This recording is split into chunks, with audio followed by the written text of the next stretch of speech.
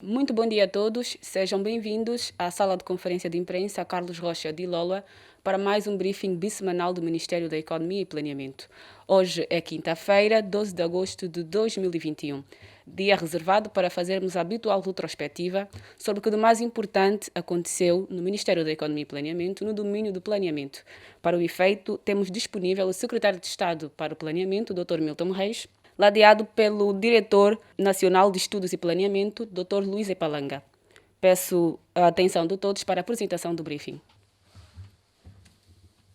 Durante o período de 6 a 11 de agosto de 2021, o Ministério da Economia e Planeamento, no domínio do planeamento, esteve dedicado essencialmente em três temas: o relatório de balanço de execução do Plano de Desenvolvimento Nacional 2018-2022, referente ao primeiro semestre de 2021, o acompanhamento da implementação do plano, olhando nesta semana para o setor externo e as parcerias público-privadas no âmbito da promoção de parcerias público-privadas e modelos de agronegócios inclusivos. Em relação ao relatório de balanço de execução do Plano de Desenvolvimento Nacional 2018-2022, referente ao primeiro semestre de 2021, cumpre-nos informar que foi realizado ontem, dia 11, um encontro a nível ministerial para a validação da informação prestada pelos respectivos gabinetes de estudo, planeamento e estatística para a posterior submissão do relatório à Comissão Econômica do Conselho de Ministros para apreciação.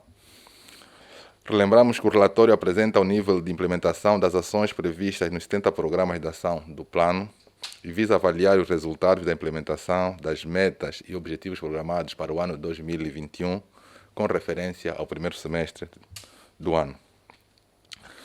No que diz respeito ao processo de acompanhamento da implementação do Plano de Desenvolvimento Nacional 2018-2022, relativamente ao comportamento do setor externo, gostaríamos de sublinhar que, de acordo com os dados preliminares para o primeiro semestre de 2021, a conta de bens registrou um superávit de 8.381 milhões de dólares contra os 5.978,8 milhões de dólares registrados no segundo semestre de 2020, o que representa um acréscimo de 40,2%.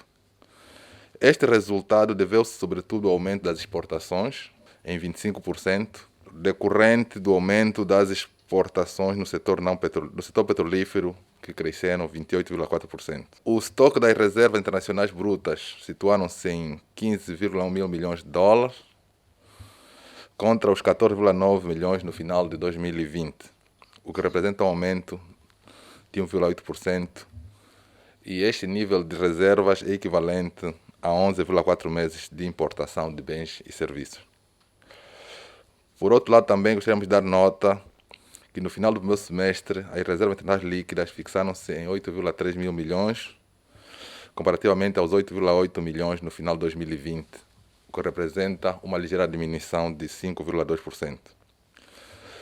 Relativamente às exportações do setor não petrolífero, gostaríamos de destacar os seguintes produtos: o cimento, com um volume de 14 milhões de dólares, a cerveja com 6,3 milhões de dólares, embalagens de vidro com 2,7 milhões de dólares, a banana com 2,5 milhões de dólares, sumos e refrigerantes com 2,3 milhões de dólares, assim como o açúcar, cujas exportações foram de 1,7 milhões de dólares.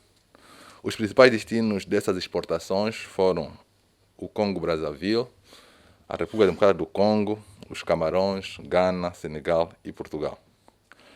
Em termos de importação, destacar os seguintes produtos que mais foram importados: a carne de frango, com 126,4 milhões de dólares, o arroz, com 106 milhões de dólares, o açúcar, com 87 milhões de dólares, o óleo alimentar de soja, com 76 milhões de dólares, o óleo de palma, com 70,3 milhões de dólares e o leite, com 56 milhões de dólares. Os principais países de origem dessas importações foram o Brasil, Estados Unidos, Índia, Malásia, Indonésia e Portugal. Relativamente à promoção de parcerias público-privadas e modelos de agronegócio inclusivo para o desenvolvimento das cadeias de valor agroalimentar, informamos que terminou na sexta-feira passada, dia 6 de agosto, o segundo ciclo de formação e diálogos estratégicos no quadro da implementação do projeto AgroProdese. O nível de participação foi de cerca de 95%, destacando-se a presença das seguintes entidades: diretores nacionais dos Ministérios da Agricultura e Pescas e do Ministério da Economia e Planeamento, diretores provinciais dos Gabinetes de Desenvolvimento Integrado, representantes do Instituto de Desenvolvimento Agrário, do Fundo de Apoio ao Desenvolvimento Agrário, do Fundo Ativo de Capital de Risco de Angola e do INAPEM. Também tiveram presentes representantes das agências de desenvolvimento, investidores privados e instituições de financiamento que têm potencial para desempenhar um papel crítico na mobilização de investimento para o desenvolvimento das cadeias de valor e de agronegócio. Prestadores de serviços do setor público e privado que operam no setor do agroalimentar, incluindo a produção, processamento, distribuição, a grosso e a retalho e comercialização. Também representantes de universidades e facilitadores de campo do AgroProdese. E também representantes de micro, pequenas e médias empresas do setor agroalimentar, incluindo algumas startups que desempenham um papel crucial no desenvolvimento das cadeias de valor e agronegócio e na melhoria da segurança alimentar, com foco naquelas lideradas por mulheres e jovens. Lembramos que o ciclo de formativo ocorreu nas 8 províncias e teve como objetivo partilhar experiências e promover o entendimento comum sobre os desafios enfrentados pelo sistema agroalimentar em Angola, introduzir o diálogo estratégico com os principais intervenientes das cadeias de valor sobre o agro-PPP e modelos de negócio inclusivo numa perspectiva de promoção de investimento no setor da agricultura.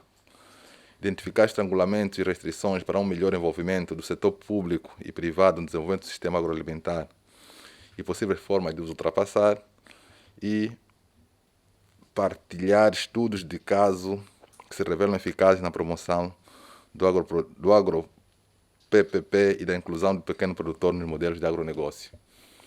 Estas ações tiveram o forte apoio da FAO e o resultado deste trabalho também serviu para fazer o levantamento dos potenciais produtores e empreendedores que poderão ser identificados nas 18 províncias do país e, dessa maneira, poder facilitar o Ministério da Economia e Planeamento, em nome do Prodese, procurar direcionar os apoios para esse grupo de empresários e empreendedores, não é, muito ativos naquilo que é o desenvolvimento da cadeia do agronegócio, com destaque para o setor agroalimentar. Para terminar, gostaríamos de relembrar que continua a decorrer a segunda fase do orçamento agropecuário e pescas, o nosso RAP, neste segmento direcionado para as empresas que se dedicam à agricultura, à pecuária e pesca, pelo que apelamos mais uma vez aos empresários destes setores a prestarem informação aos licenciadores do Instituto Nacional de Estatística, para que possamos dispor de informação atualizada sobre os ativos agropecuários e de pesca do país. Muito obrigado, estou disponível para eventuais questões. Muito obrigada, Sr. Secretário. É chegada então a hora de colocarem as questões. Lembrando que os jornalistas que tiverem alguma questão devem primeiramente dizer o nome e o órgão a que pertencem. Hélder Jeremias, do Jornal de Angola. Reiterar aqui saudações à mesa, particularmente o Sr. Secretário de Estado e o Diretor Palanga. Hoje o Diretor trouxe aqui dados animadores do ponto de vista estatístico, superávites, não é? Mais de 8,3 mil milhões, não é? Eu gostaria de saber se, em função deste saldo positivo, o Ministério da Economia e Planeamento já tem uma estratégia para atuar daqui para frente, numa vez que durante os 2 últimos anos havia esta preocupação que foi muito afetada pela própria Covid, não é? Acredito que já estes dados são animadores. Eu gostaria de saber se o Ministério do Planeamento, em função desses dados, vai mudar de estratégias, ou se existe um plano a ser refeito, e qual é a perspectiva concreta sobre a execuibilidade destes programas. Muito obrigado, caro jornalista Hélder Jeremias. pela questão. Os dados que nós trouxemos hoje relativamente ao setor externo visam demonstrar, não é, como é que a economia tem estado a se desenvolver neste capítulo das relações comerciais que temos com o resto do mundo. E o que nós notamos, da informação que nós passamos, é que as nossas exportações, fruto do aumento do preço do petróleo, aumentaram. E também tivemos aumento por parte das exportações do setor não petrolífero. E trouxemos aqui dados que espelham o que é que nós estamos a exportar, essencialmente cimento, vidro, refrigerantes, banana, né? Para dar a indicação de que a produção nacional, o incentivo à produção nacional não só disponibiliza um maior volume de bens para o mercado interno, como também permite a exportação. Estamos aqui a demonstrar para os nossos empreendedores e produtores de que quem aposta na produção nacional tem garantido os seus rendimentos, porque pode vender no mercado interno e no mercado externo. E o Prodese, como sabe, é um programa que é virado para a substituição das importações, para aumentar a oferta de produtos domésticos no país, assim como também promover as exportações do setor não petrolífero.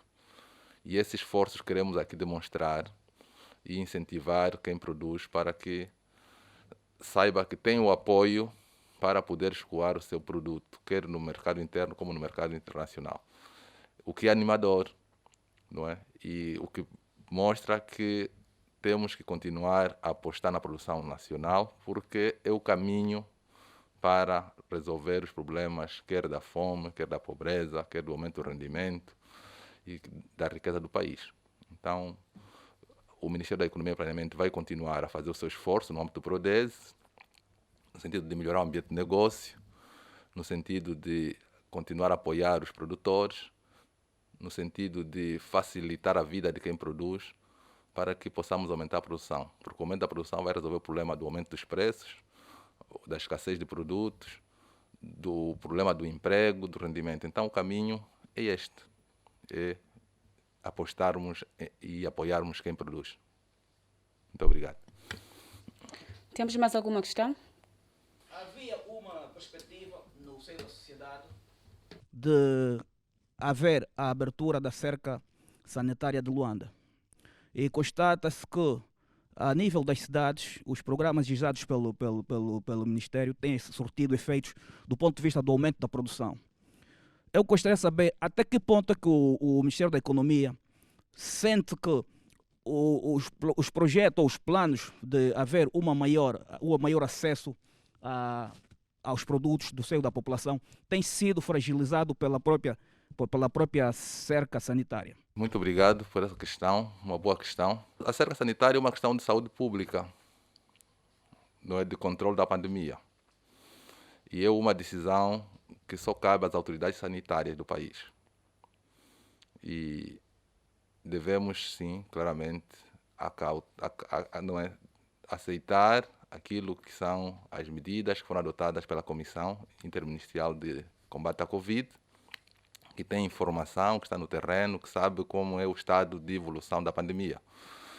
E esta comissão que tem as ferramentas, a informação necessária para decidir sobre as medidas que estão a ser adotadas, e propor ao titular do Poder Executivo, não é, que por via das revisões dos decretos presidenciais, não é, decide se continuam ou não. O que posso dizer é que claramente que a cerca à província de Luanda dificulta as transações de bens, quer as que vêm do campo para Luanda, que é o principal centro de consumo do país, também quer dos produtos que são importados, que entram principalmente por via do Porto de Luanda e que também devem ir para as outras províncias. Então, claramente que há aqui podemos dizer, um gargalo, não é, que dificulta claramente as transações, mas tem sido adotadas todas as medidas no sentido de facilitar a vida de quem faz o transporte das mercadorias, quer de Luanda e para Luanda, não é? E claramente que, em termos da economia, o que seria recomendável é que a cerca fosse levantada, mas a questão não se coloca nesse sentido, coloca essencialmente por ser uma questão sanitária e há que se buscar o equilíbrio, não é?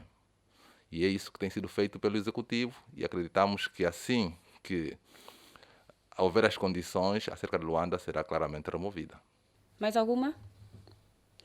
Bem, não havendo mais nenhuma questão, vamos então agradecer a todos os presentes e dizer que estaremos de volta na próxima semana para mais um briefing bissemanal do Ministério da Economia e Planeamento. Muito obrigada a todos, continuação de um bom dia.